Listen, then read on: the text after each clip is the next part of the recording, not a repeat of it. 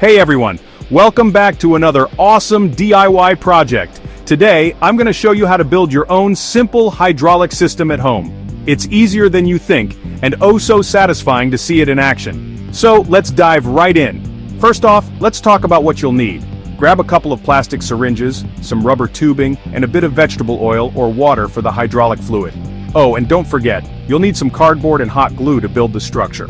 Alright, step 1. Connect the two syringes with the rubber tubing.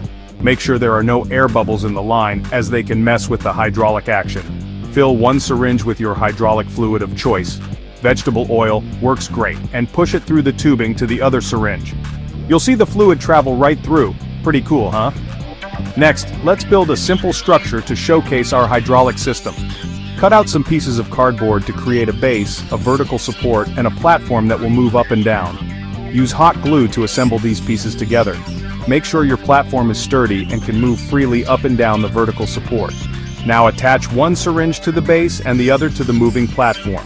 Use hot glue or tape to secure them in place. When you push or pull on the syringe that's attached to the base, you'll see the platform move up and down. Hydraulic power in action. Amazing, right? Let's take a moment to talk about how this works. The principle behind it is Pascal's law, which states that pressure applied to a confined fluid is transmitted equally in all directions. So, when you push on one syringe, the pressure is transferred through the fluid, moving the other syringe and, in turn, the platform. Simple, but effective. Alright, let's put it to the test. Try adding some weight to the moving platform, maybe a small toy or even a cup of water. See how the hydraulic system handles the load. Pretty impressive for something you built yourself, right? And there you have it, folks. A simple hydraulic system you can build at home with just a few basic materials. This project is not only fun, but also a great way to learn about the principles of hydraulics. So, give it a try, and let me know how it goes in the comments below.